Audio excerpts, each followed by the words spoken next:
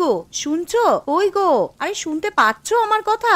উঠে পড়ো, সকাল গড়িয়ে বেলা হতে চললো, উঠে পড়ো, এবার না হলে তো কাজের জন্য দেরি হয়ে যাবে। আরে কি হয়েছে বলো তো? আরে সকাল সকাল চেঁচাচ্ছ কেন? দেখতে পাচ্ছ তো যে সকাল থেকে বৃষ্টি পড়ছে।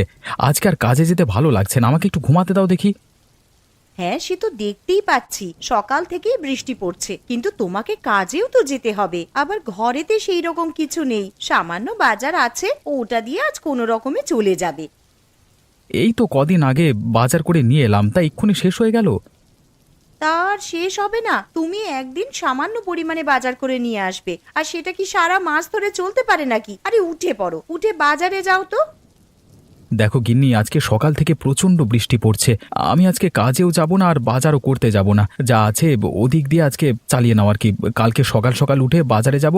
আমাকে এখন বিরক্ত করো না, ঘুমাতে দাও, ভালো লাগে না।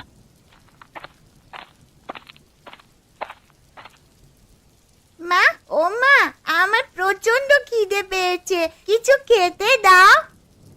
এই তো সোনা, রান্নাঘরে কয়েকটা আলু ছিল, তাই দিয়ে আলুর তরকারি রান্না করতে বসিয়ে এসেছি। আর কিছুক্ষণ অপেক্ষা কর, তরকারি হয়ে গেলেই খেতে দিচ্ছি তোমাকে, কেমন? ঠিক আছে মা, তাহলে রান্নাঘরে গিয়ে বসে অপেক্ষা করি, তরকারি হলেই খেয়ে নেব। হ্যাঁ সোনা, তুই যা, গিয়ে আগে হাত পা ধুয়ে নে, তারপর রান্নাঘরে খেতে আসবি।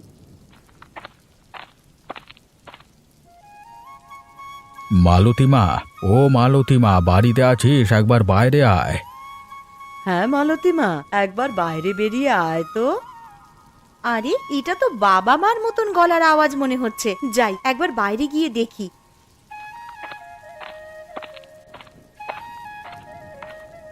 আরে তোমরা হঠাৎ করে আমাদের বাড়িতে চলে এলে, আবার এই ঝড় বৃষ্টির দিনে? হ্যাঁ রে মা, চলি এলাম এই বৃষ্টির দিনে। বাড়িতে বসে বসে আর ভালো লাগছিল না। তাছাড়া আবার সকাল থেকে বৃষ্টি পড়ছে। তোর মাকে বললাম যে মেয়ের বাড়ি থেকে ঘুরে আসবে, তোর মা একেবারেই রাজি হয়ে গেল, তাই চলে এলাম। সে তোমরা বেশ ভালোই কাজ করেছো আমাদের বাড়িতে চলে এসে। তা বলো, তোমরা কেমন আছো? শরীর টরীর ভালো আছে তো? কেমন আর থাকবো রে মা, ঠাকুরের অশেষ কৃপায় বেশ ভালো রকমই দিন কেটে যাচ্ছে। তা তোরা কেমন আছিস বল? আমরাও খুব ভালো আছি মা। আরে দাদুন, দিদুন, তোমরা কেমন আছো? দিদি ভাই, খুব ভালো আছি। আর এই নাও, তোমার জন্য মিষ্টি নিয়ে এসেছি। আহ বাবা, তোমরা আবার এইসব আনতে গেলে কেন? জানো তো তোমার নাতনি কেমন মিষ্টি পেলে আর কিছু চায় না, আরে এত মিষ্টি খেলে শরীর খারাপ করবে তো। তা আনবো না? আমার 5টা নয়, 10টা নয়, একটা মাত্র নাতনি, তার জন্য তো এতটুকু করতেই পারি। আর কটা হাঁস এনেছি, আর এই থলের মধ্যে কিছু জিনিস আছে, ঘরে নিয়ে চলো। ও মা, তোমরা আবার হাঁস আনতে গেলে কেন গো? কেন রে, বিয়ের আগে তুই তো হাঁস পুষতে ভালোবাসতিস, তাই নিয়ে এলাম। ঠিক আছে ঠিক আছে, পরে কথা বলবো, তোমরা এখন ঘরে চলো, বাইরে প্রচন্ড বৃষ্টি পড়ছে।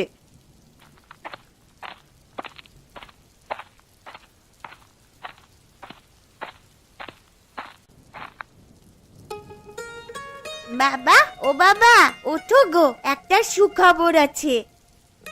আবার কি হলো রে মা? আমাকে কি তোরা একটু শান্তিতে ঘুমাতে দিবি না?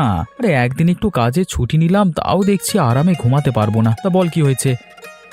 বাবা জানো, আজ দাদু আর দিদুন আমাদের বাড়িতে এসেছে। হ্যাঁ, সে কি রে? তা কখন এলো? এই তো বাবা, তুমি যখন ঘুমিয়েছিলে তখনই দাদু আর দিদুন আমাদের বাড়িতে এসেছে। দাদু আর দিদুন ওই ঘরে বসে আছে। একে বৃষ্টির জন্য কাজে যেতে পারিনি, পকেটে সেরকম পয়সা নেই, আবার শ্বশুর শাশুড়ি চলে এলো, এখন দেখছি পকেটে যেটুকু টাকা ছিল সেই সমস্ত টাকাই ফাঁকা।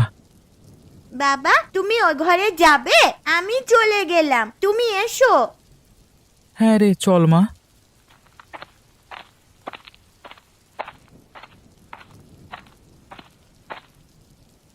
আরে এই তো জামাই চলে এসেছে। তা বাবা মা আপনারা কেমন আছেন বলুন? আর আসতে কোনো অসুবিধা হয়নি তো? না না জামাই বাবা, সেরকম কোনো অসুবিধা হয়নি। তা আপনারা যখন আমাদের বাড়িতে চলে এসেছেন, 1 সপ্তাহ না কাটিয়ে যেতে দেব না, কিন্তু না হলে আমি কিন্তু ছাড়বো না। হ্যাঁ, আচ্ছা বাবা, সে এখন দেখা যাবে। না মা, দেখা যাবে বললে তো হবে না। জামাই যখন একবার বলেছে তখন তোমাদেরকে এই কথা রাখতেই হবে। আর কি গো শুনছো, আর তুমি একবার রান্নাঘরে এসো তো, কিছু কথা আছে।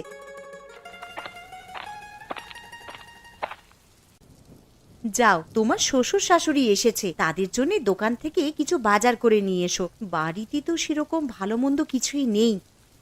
আচ্ছা গিন্নি, তুমি তো জানো আমার পকেটের অবস্থা। দুদিন ধরে কাজে যাইনি, এখন তুমি কি করে বলছো যে ভালো মন্দ বাজার করে নিয়ে আসতে? দেখো, আমি অত শত কিছু জানতে চাই না, তুমি ভালো মন্দ কিছু বাজার করে নিয়ে আসবে, ব্যাস। এখন যে আমি কি করি, হাতে দুটো পয়সা নেই যে ভালো মন্দ বাজার করব। কি গো, কি ভাবছো? আগের মাসে তোমার বোনেরা যখন এসেছিল তখন তো বেশ ভালো মন্দ বাজার করেছিলে, তখন তো আমি কিছু বলিনি। এখন আমার মা বাবা এসেছে আর ভালো মন্দ বাজার করবার মতন টাকা তোমার কাছে নেই। ঠিক আছে, তুমি বরং বাজারের ব্যাগটা আর ছাতাটা নিয়ে এসো, আমি বাজারের দিকে যাচ্ছি। এই নাও ছাতা আর ব্যাগ, তাড়াতাড়ি বাজারের দিকে যাও তো।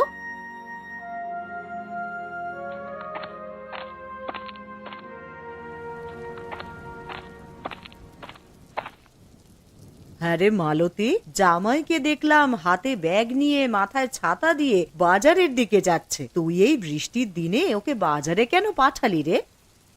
মা, আমি পাঠাইনি, তোমার জামাই বলল এতদিন পর আমার বাড়িতে শ্বশুর শাশুড়ি এসেছে, আর কিছু ভালো মন্দ খাওয়াবো না, তাই তো হাতে ব্যাগ নিয়ে আর মাথায় ছাতা দিয়ে বাজারের দিকে গেল। আরে দূর থেকে কে ছাতা মাথায় দিয়ে আসছে এত বৃষ্টির মধ্যে? মনে হচ্ছে তো দীপক। আরে প্রশান্ত, তুই কোথায় গেছিলিস এত বৃষ্টির মধ্যে?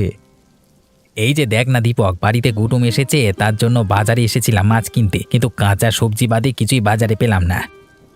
তুমি ঠিক বলছো প্রশান্ত।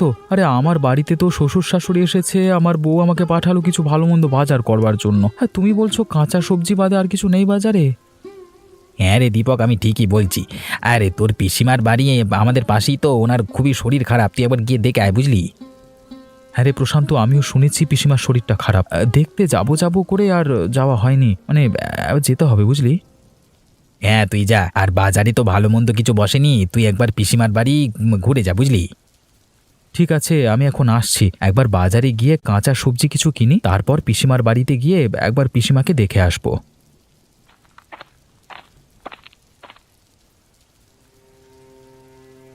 লোকটা কোথায় যে গেল?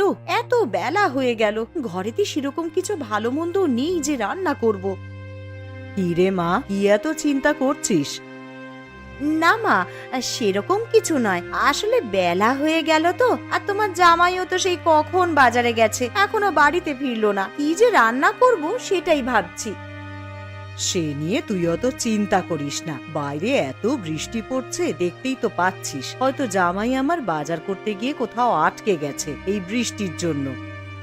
মা, তোমার জামাইকে আমি ভালো করেই জানি, দেখো গিয়ে হয়তো চায়ের দোকানে বসে বন্ধুদের সাথে আড্ডা দিচ্ছে। তাহলে মা, আজকে কি রান্না করব? বাড়িতে যা আছে তাই দিয়ে কিছু কর না একটা।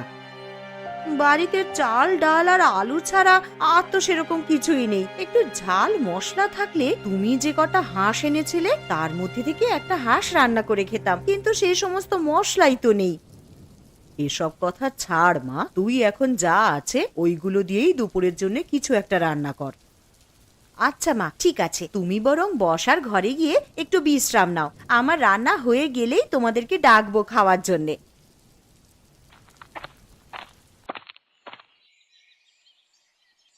শম্পা বৌদি, আরে ও শম্পা বৌদি, শুনতে পাচ্ছ? বাড়িতে আছো তোমরা? কে? আরে দীপক নাকি? এসো এসো, ঘরে এসো। শুনলাম নাকি পিসিমার শরীরটা খুবই খারাপ। হ্যাঁ গো দীপক, পিসিমার খুবই শরীর খারাপ। তা পিসিমা কোথায়, দেখতে পাচ্ছি না যে? ওই তো পাশের ঘরে শুয়ে আছে, আসো পিসিমাকে একবার দেখবে এসো।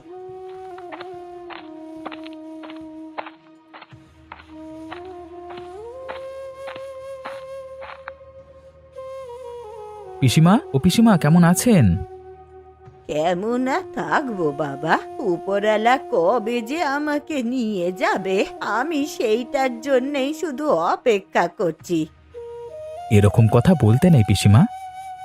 দেখো না দীপক, এই যেদিন থেকে শরীরটা একটু বেশি খারাপ হয়েছে সেদিন থেকে সমানে বলে যাচ্ছে যে কবে আমাকে নিয়ে যাবে ওপরওয়ালা। আচ্ছা বৌদি, দাদা তো শহরের বাইরে কাজে আছে, তা দাদাকে চিঠি পাঠিয়ে বলেছো যে পিসিমার শরীর খারাপ? হ্যাঁ দীপক, আমি কালকেই চিঠি পাঠিয়েছি, তবে তোমার দাদাকে ছুটি দেবে কিনা তা বলতে পারছি না।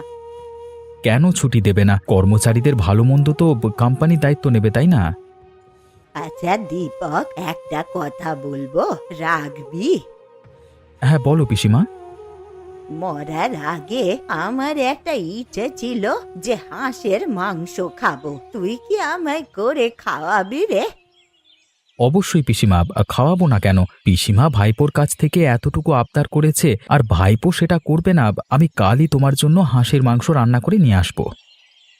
আচ্ছা দীপক, ঠিক আছে। তাহলে আজকের মতো আসি বৌদি। হ্যাঁ, বেলা গড়িয়ে দুপুর হয়ে গেল, এবার বাড়ির দিকে যেতে হবে। দুপুরে দুমুঠো খেয়ে গেলে হতো না? না গো বৌদি, বাড়িতে আমার শ্বশুর শাশুড়ি, আমার বউ সবাই মিলে আমার জন্য অপেক্ষা করছে। আমি আজকের মতো আসছি। হ্যাঁ, আবার পরে একদিন এসে খাবো।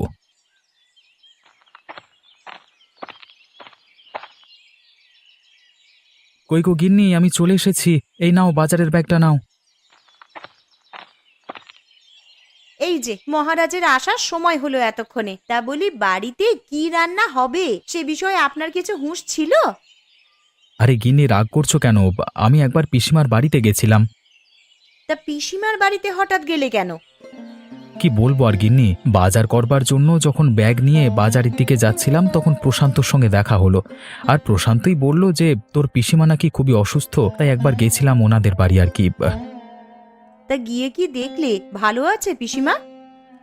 দেখে তো মনে হলো শরীর প্রচণ্ডই খারাপ, আর পিসিমা আমার কাছে একটা আবদার চেয়েছে। পিসিমা আবার কি আবদার করেছে গো তোমার কাছে? বলেছে যে আমাকে একদিন হাঁসের মাংস করে খাওয়াবি। আমি বলেছি কেন খাওয়াবো না। ঠিক আছে, তাহলে আমার মা যে কটা হাঁস এনেছে তার মধ্যে থেকে একটা কেটে রান্না করে পিসিমাকে দিয়ে আসবে। তা কবে পিসিমাকে করে খাওয়াবে হাঁসের মাংস?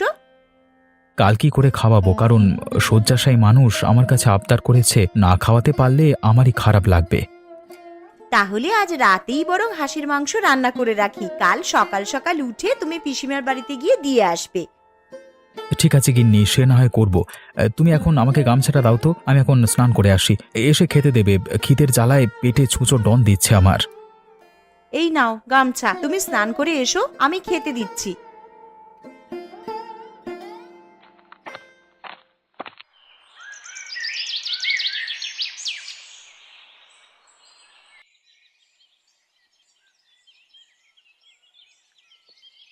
গিন্নি, তোমার মা আর বাবার খাওয়া হয়ে গেছে তো? হ্যাঁ গো, মা বাবার খাওয়া হয়ে গেছে, আর মেয়েটারও খাওয়া হয়ে গেছে। ওরা তিনজনে মিলে এখন ঘুমাচ্ছে। দীপক, আরে ও দীপক, আছিস নাকি বাবা ঘরে? আরে দেখো, তোমার নাম ধরে কে যেন বাইরে থেকে ডাকছে মনে হচ্ছে। আরে হ্যাঁ, তো এটা তো পিসিমার গলার স্বর বলে মনে হচ্ছে, কিন্তু উনি তো শয্যাশায়ী, উনি আমার বাড়িতে কি করে আসবেন? কিন্তু এটা তো পিসিমার গলার আওয়াজই মনে হচ্ছে গো। আচ্ছা চলো বাইরে গিয়েই দেখি। আরে পিসিমা, তুমি এখানে কি করে এলে? আরে তোমার তো প্রচন্ড শরীর খারাপ, তুমি তো দাঁড়াতে পর্যন্ত পারো না। আরে আমি পুরো সুস্থ হয়ে গেছি রে। কিন্তু আমি দুপুরবেলায় গিয়ে তো দেখলাম তুমি বিছানায় শুয়ে আছো, তো এখন কি করে ভালো হয়ে গেলে? সবই উপরওয়ালার ইচ্ছা রে বাবা। তা তুমি আমাদের বাড়িতে এলে বৌদি কিছু বলেনি তোমার? না না, কিছু বলেনি আমায়। তোমার বৌদি শুধু বলল যে সাবধানে যাবেন, আর দীপক হাঁসের মাংস খাওয়াবে বলল, তাই আর লোভ সামলাতে না পেরে চলেই এলাম। তা আপনার ভাইপো তো কালকেই আপনার বাড়িতে মাংস রান্না করে দিয়ে আসতো। কালকে যদি আমি আর না থাকি তাহলে তো আমার আর শেষ আশা পূর্ণ হবে না, তাই চলে এলাম আর কি। আর এসেছি যখন, আমি নিজের হাতেই তোমাদেরকে রান্না করে খাওয়াবো। এ তো খুব ভালো খবর। তা পিসিমা, তুমি রান্না করতে পারবে তো?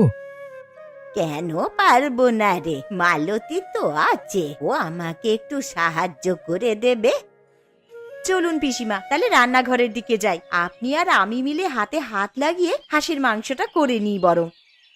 হ্যাঁ বৌমা, চলো।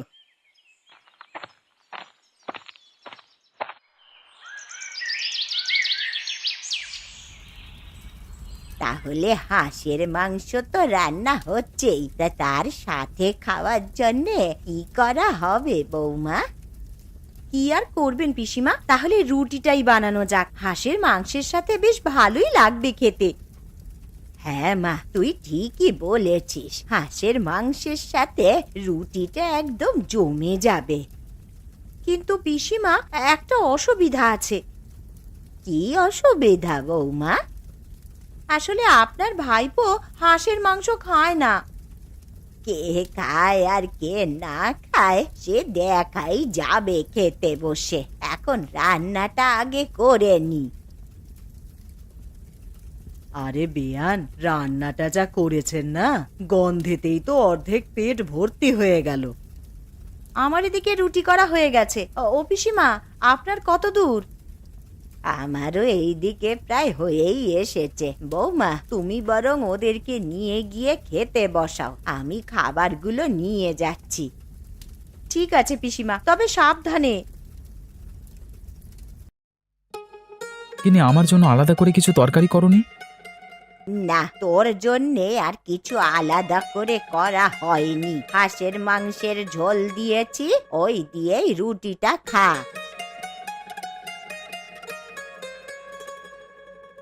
এ কি পিসিমা, এ তো দেখছি হাঁসের মাংসের প্রচুর স্বাদ। আমি আগে জানলে এই মাংস ছাড়া আর কিছুই খেতাম না। সত্যি পিসিমা, তোমার হাতে জাদু আছে বলতে হবে।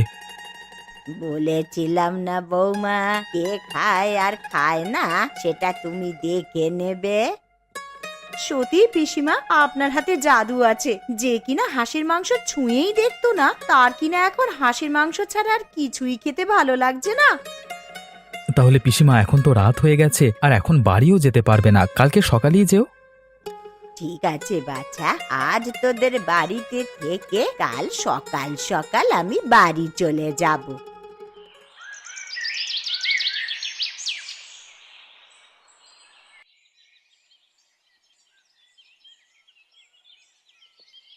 ও বাবা, চোখটা বন্ধ করতে না করতেই ভোর হয়ে গেল। কখন যে রাতটা কেটে গেল টেরই পেলাম না। যাই, এবার এঁটো বাসনগুলো আবার মেজে রাখি। আবার ওদিকে পিসিমাও আছেন, তার জন্য একটু জল খাবারও করে দিতে হবে। তানিশা, ও তানিশা, তোর পিসিকে ডেকে তোল না রে। মা, ও মা, পিসি তো আমার কাছে শুয়ে নেই। কি বলছিস? বিছানায় নেই মানে? আরে তোর পাশেই তো শুয়েছিলেন। আরে বাইরে গিয়ে দেখ আছে নাকি। বাইরে কি করে যাব মা, ঘরের দরজা তো ভেতর থেকে আটকানো। তাহলে তানিশা, তুই একবার বাইরে গিয়ে দেখে আয় তো পিসি আছেন কিনা।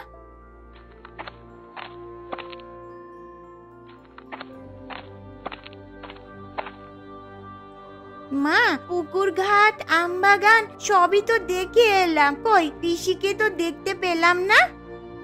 কি গো, শুনছো? আরে কই গো, তাড়াতাড়ি ওঠো, পিসি কোথায় যেন চলে গেছে, ঘরে নেই। তুমি গিয়ে একটু দেখো না। চলে গেছে মানে? কোথায় আবার যাবে? ঘরের দরজা তো ভেতর থেকেই বন্ধ ছিল, পিসি দরজা দিয়ে বের হবে কি করে? এ কি সর্বনাশ হলো আমার! কই গো, তুমি একবার পিসিমাদের বাড়িতে গিয়ে দেখে এসো না, উনি বাড়ি চলে গেছেন কিনা। হ্যাঁ হ্যাঁ, তুমি ঠিকই বলেছ, আমি একবার পিসির বাড়িতে গিয়ে দেখে আসি। আরে দূর থেকে ওটা কে যেন এদিকে আসছে, দেখে তো মনে হচ্ছে প্রশান্ত। যাই, একটু সামনে গিয়ে দেখি।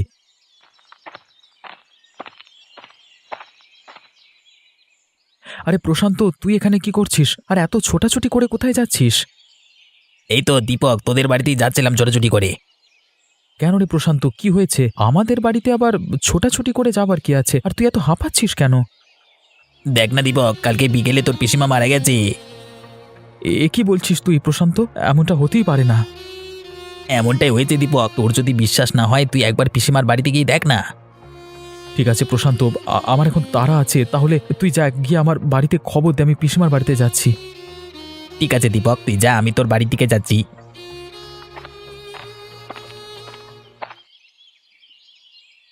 এ কি, বাড়ির সামনে এত ভিড় কেন? তাহলে প্রশান্ত যেটা বলেছে সেটা কি সত্যি?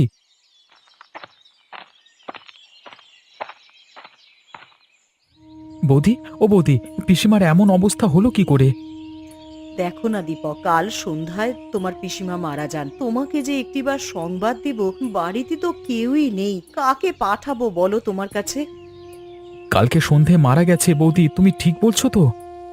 হ্যাঁ গো দীপক, সন্ধেবেলায় মা চোখ বুঝলেন। দুপুরবেলা একটু সুস্থ হয়েছিলেন বটে, উঠে বসলেন আর বললেন তোমাদেরকে নিজের হাতে হাঁসের মাংস রান্না করে খাওয়াবে। কে জানতো বলো, জীবনবাতি নিভে যাওয়ার আগে একবার জ্বলে উঠেছিল। আর আজকে সকাল হতেই তোমার বন্ধু প্রশান্তকে বললাম যে একবার দীপকদের বাড়িতে গিয়ে খবর দিয়ে এসো। যদি সন্ধেবেলাতেই পিসিমা মারা যায়, তাহলে কালকে আমাদের বাড়িতে পিসি হাঁসের মাংস খেতে যায়নি, তাহলে কে গিয়েছিল? হয়তো পিসিমার আত্মা তার শেষ আশাটা পূরণ করতে গিয়েছিল।